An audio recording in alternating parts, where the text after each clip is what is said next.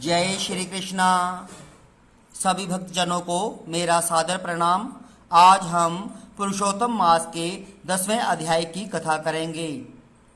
सभी से निवेदन है कि कृपया कथा को ध्यानपूर्वक सुने और पूरी सुने और मेरे चैनल को सब्सक्राइब करें। ऋषि कहने लगे, हे सुंदरी, अब से तीसरा मास पुरुषोत्तम आएगा। उसमें स्नान करने से मनुष्य दोषों से छूट जाता है। इसके तुल्य कार्तिक आदि कोई भी मास नहीं है। सब मास तथा पक्ष और भी जो पर्व हैं पुरुषोत्तम मास की 16वीं कला के बराबर भी नहीं है। 12,000 वर्ष गंगा में स्नान करने से जो फल मिलता है और सिंह के बृहस्पति में गोदावरी गंगा में स्नान करने से जो फल मिलता है, वही फल कहीं भी पुरुषोत्तम मास में एक बार स्नान करने से प्राप्त हो जाता है। यह श्री कृष्ण का प्रिय मास है। इसमें स्नान, दान, जप आदि करने से सब मनोवांछित फलों की प्राप्ति होती है। इसलिए तुम भी पुरुषोत्तम मास की सेवा करो। मुनिराज कन्या को ऐसे वचन कहकर चुप हो गए। श्री कृष्ण कहने लगे, हे अर्जुन, मुनि के वचन सुनकर भावों से प्रेरित होकर वह मूड वाला क्रोधित होकर बोली, हे महारामन, मुझको आपके वचन ठीक नहीं लगे। माघ आदि मास किस प्रकार थोड़ा फल देने वाले हैं और कार्तिक आदि मास कैसे कम हो सकते हैं?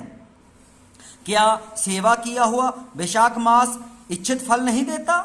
यह तो मल मास सब कर्मों में निंदित है। हे मुने, सूर्य संक्रांति से रहित मल मास को आप कैसे श्रेष्ठ कह सकते हैं? इस प्रकार क्रोध से कहे गए ब्राह्मण की पुत्री के वचनों को सुनकर ऋषि का शरीर जलने लगा और क्रोध से नेत्र लाल हो गए, परंतु फिर भी मित्र की कन्या को श्राप नहीं दिया और सोचने लगे कि कन्या मूर्ख है, आप अपने हित आहित को नहीं जानती। पुरुषोत्तम का महात्म्य जो बड़े बड़े ज्ञानी भी नहीं जानते, तो कम बुद्धि वाले पुरुष और कन्याएं कैसे जान सकती हैं? और यह बिना पिता की कन्या दुख रूपी अग्नि से सुलगती हुई मेरे अत्यंत उग्र श्राप को कैसे सहन कर सकेगी? ऐसे उत्पन्न हुए क्रोध को दूर करते हुए और स्वस्थ होकर व्याकुल कन्या से कहने लगे, तू दुखी और नादान है, इसलिए तेरे पर मेरा कुछ भी कोप नहीं है। जैसा तेरे निर्भाग्य मन में हो वैसा ही कर, और भी जो कुछ होने वाला है सो सुन। मैं कहता हूँ, तूने जो पुरुषोत्तम मास का अनादर किया है, इसका फल इस जन्म या अगले जन्म में अवश्य होना चाहिए। क्योंकि तेरा पिता मेरा मित्र था, इसलिए तुझको श्राप नहीं देता हूँ कि तू बालक है और अपने शुभ तथा अशुभ को नहीं पहचानती। तेरा कल्याण हो, मैं तो नारायण की सेवा में जाता हूँ। श्री कृष्ण कहने लगे कि इसका ऐसा कहकर वह महाक्रोधी तपस्वी मुनि झटपट चले गए और उसी क्षण वह कन्या पुरुषोत्तम के प्रभाव से कांतिहीन हो गई और अपने मन में विचार करने लगी कि तत्काल फल देने वाले पार्वती पति श्री शंकर की आराधना करूंगी। ऐसा निश्चय करके अपने आश्रम में जाकर वह कठिन तप करने की इच्छा करने लगी।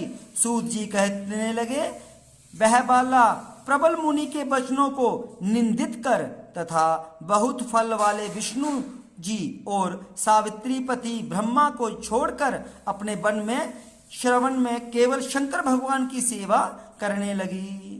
जय श्री कृष्णा। यह पुरुषोत्तम मास के 10वें अध्याय की कथा थी। सभी से आशा है कि सभी ने ध्यानपूर्वक कथा को सुना होगा। तब तक के 11वें अध्याय की कथा हम कल करेंगे। तब तक के लिए सभी को जय श्री कृष्णा।